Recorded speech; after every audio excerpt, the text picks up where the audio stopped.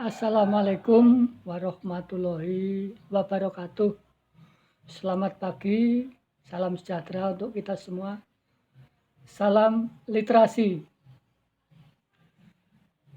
Alhamdulillah pada pagi ini kita masih dalam lindungan Allah Subhanahu wa taala. Kita masih diberikan kesehatan dan semangat untuk tetap mengikuti pelajaran bahasa Indonesia. Anak-anak yang saya banggakan, pada kali ini Pak Narto akan menyampaikan salah satu cerita fantasi, yaitu tentang cerita pendek Indonesia. Sebelum membahas cerita pendek Indonesia, coba anak-anak peralatannya dicek kembali apakah sudah siap di depan kalian semua. Buku tulis termasuk ballpointnya, barangkali nanti ada yang perlu ditulis dari apa yang saya sampaikan pada kesempatan pagi ini. Baiklah, karena sudah siap semua, mari kita perhatikan cerita pendek Indonesia.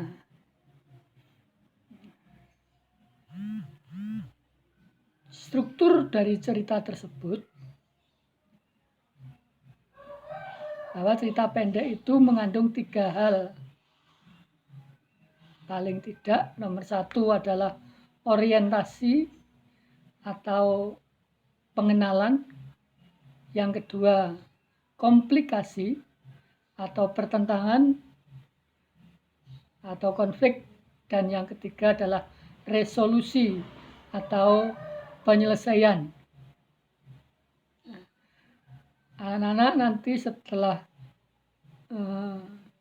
saya sampaikan materinya, silahkan nanti membaca-baca cerita pendek yang ada di buku paket, dan kalian akan bisa menemukan mana yang tergolong kelompok orientasi, mana yang komplikasi, dan mana yang resolusi.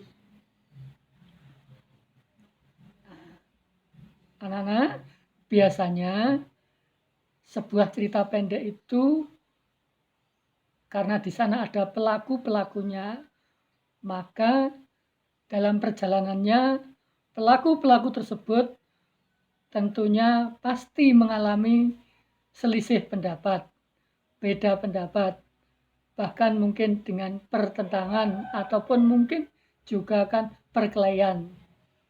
Nah, itulah konflik. Jadi antar pelaku terjadi konflik atau pertentangan. Maka peristiwa atau proses seperti itu dinamakan dengan komplikasi, tahapan komplikasi.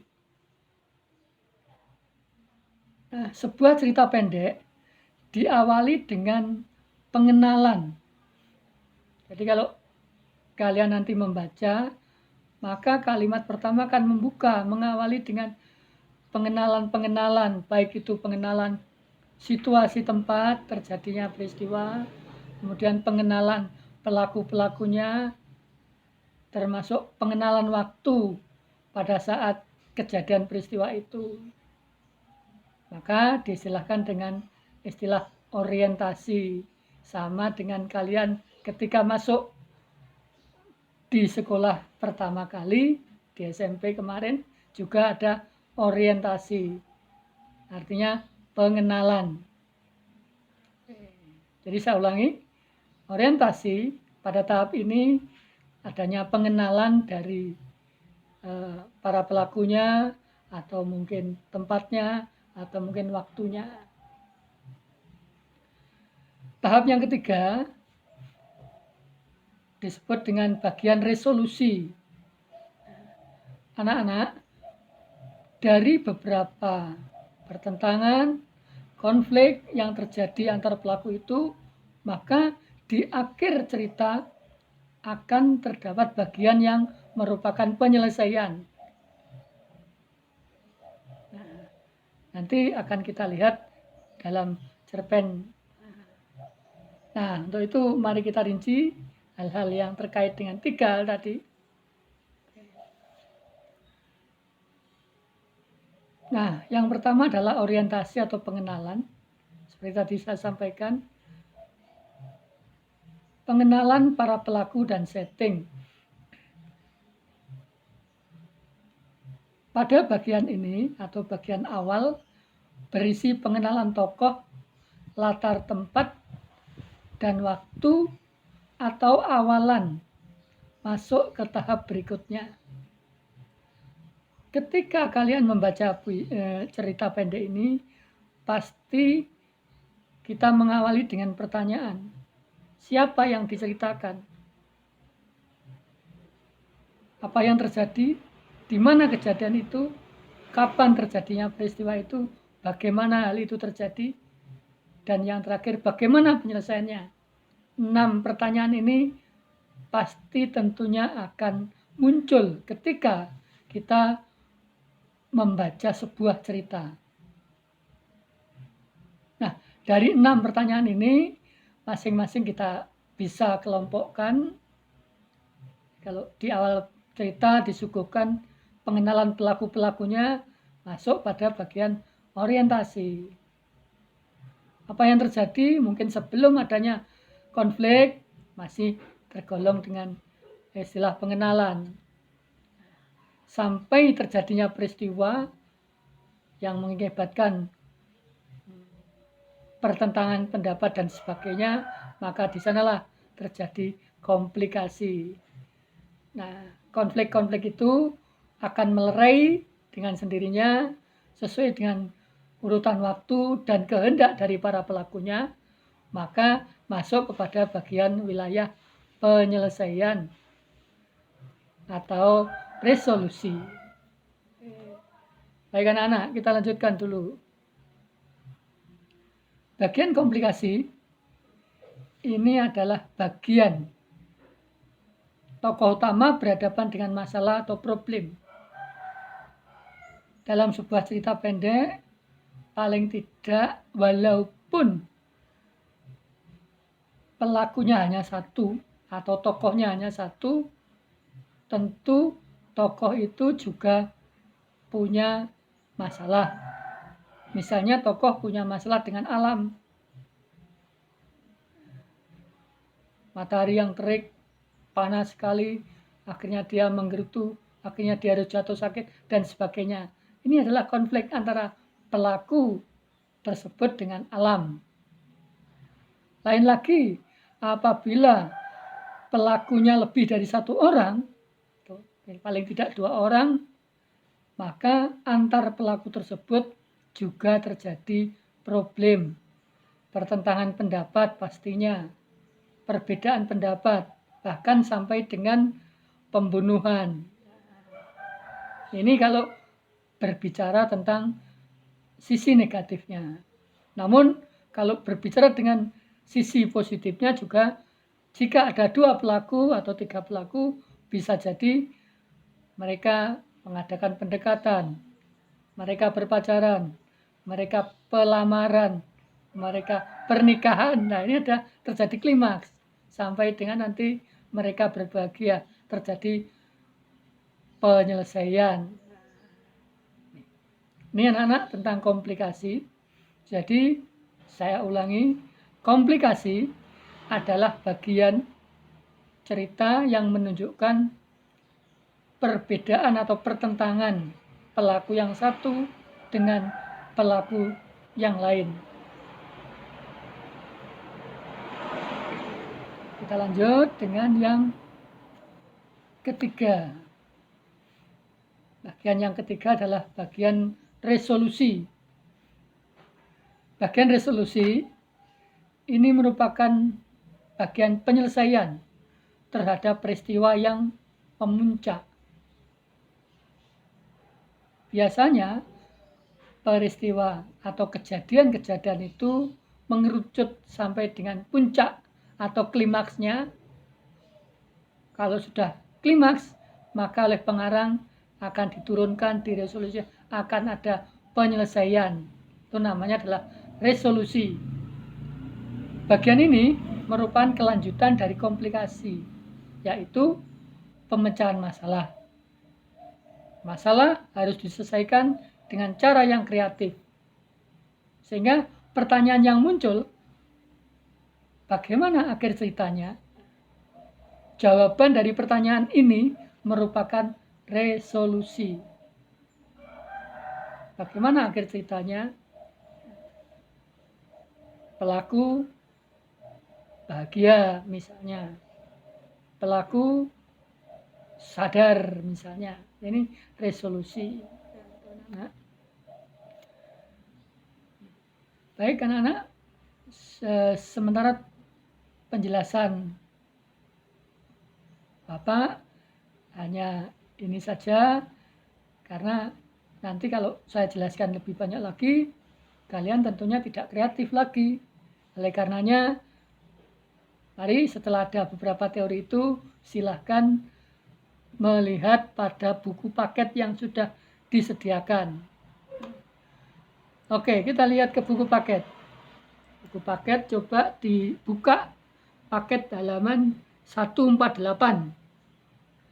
Mengenal cerita pendek. Ada di tugas 2. Coba kita lihat 148. Tugas 2. Oke. Sudah ketemu anak-anak? Di sana sebelumnya adalah halaman 146, 145, 144. Ada gambar kupu-kupu. Di sana ada cerita pendek yang mengisahkan tentang kupu-kupu ibu. Ini nanti coba kalian baca sampai dengan halaman 147, cerita pendeknya selesai. Lalu pada halaman 148, kalian lihat ada di kolom itu, misalnya ini nomor 1. Ada kalimat aku melihatnya. Sehingga kalau tadi kita menyinggung siapa pelakunya adalah aku, kan begitu. Aku melihat perempuan yang pernah kau ceritakan. Apa yang diceritakan? Perempuan. Kapankah cerita itu berlangsung? Nah, di sana ternyata ada kalimat, sepulang sekolah tadi di dekat taman, aku melihat sepasang kupu-kupu berputar, saling melingkar. Ini ternyata yang dilihat adalah sepasang kupu-kupu. Nah, ini kalau kita amati, tentunya kita baca cerpennya yang awal, aku melihatnya. Aku melihat perempuan yang pernah kau ceritakan, dan seterusnya. Ini adalah paragraf pertama yang menunjukkan pengenalan. Apa tadi? Pengenalan atau orientasi. Jadi cerita itu memperkenalkan sepintas bahwa pelaku dalam cerita itu adalah tokoh aku. Tuh. Dan seterusnya. Nanti akan kalian temui beberapa kejadian yang ada di sana. Kalian nanti mengisi kolom kalimat yang nomor 3 dan nomor 4. Bagaimana cerita itu berlangsung? Kalian munculkan kira-kira yang merupakan kelompok dari komplikasi. Di sana kalimat nomor berapa? Tuliskan di situ. Atau ada pertanyaan, bagaimana cerita berlangsung? Nah, ini juga kalian tuliskan di sebelah kirinya. Bagaimana nanti tokoh aku terhadap kupu-kupu itu? Nah, kita tuliskan di situ. Nah, kemudian yang nomor 4, mengapa dan bagaimana akhir ceritanya? Nah, ini biasanya akhir cerita itu ada di bagian akhir. Biasanya 1 paragraf atau 2 paragraf terakhir, atau mungkin 3 paragraf terakhir apabila cerpennya panjang. Di sana kita kenali itu adalah sebuah penyelesaian. Oke. Nah, itu anak-anak tugasnya nanti dicoba seperti itu. Bacalah cerpen halaman. Nah, kemudian setelah kalian mencoba latihan di situ, nanti tugas akhir kalian adalah membaca cerpen halaman 161 tentang Candi Prambanan. Nah, ini 161.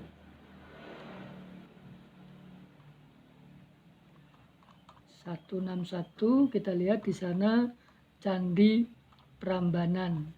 Oke, ini gambarnya ada Candi Prambanan ini ya. Ini tagnya ada Candi Prambanan gambarnya. Oke. Ceritanya ini berjudul tentang asal-usul Candi Prambanan, cerita itu. Mungkin kalian sudah pernah mendengar ada seorang perempuan cantik yang dilamar dan sebagainya. Nanti di situ dikisahkan asal-usul cerita Candi Prambanan. Setelah kalian membaca cerpennya, maka kalian melengkapi perintah yang ada di situ. 164, halaman 164. 164. Nah, ini dia. Kolom 164. Ya, tiga kolom. Mana yang tergolong kelompok orientasi? Di sana ada kalimat pada zaman dahulu dan seterusnya, titik-titik ini kamu lanjutkan. Di desa itu kamu lanjutkan. Kemudian ada kelompok komplikasi, mana yang tergolong komplikasi atau bagian konflik atau pertentangan. Ada 3 kalimat yang kalian munculkan nanti harusnya di sana paling tidak. Dan yang terakhir resolusi, bagaimana penyelesaian cerita itu. Nah, di sana ada kata akhirnya titik-titik lah. Tentu nanti bisa kalian lihat pada cerita tersebut. Jadi bagaimana akhir ceritanya itu nanti. Ini tugas 1 merupakan tugas yang harus kalian jawab di buku kalian masing-masing. Nanti jika ada perintah mengumpulkan baru kita kumpulkan di sekolah. Oke anak-anak, itulah kajian atau bahasan kita tentang cerita pendek. Sekali lagi bahwa pada cerita pendek ada 3 hal pokok. Yang pertama adalah orientasi, yaitu pengenalan para pelakunya, tempat, waktu yang melingkupi suasana kejadian peristiwa itu. Kemudian yang kedua, para pelaku itu terjadi konflik atau pertentangan, maka diistilahkan dengan bagian komplikasi.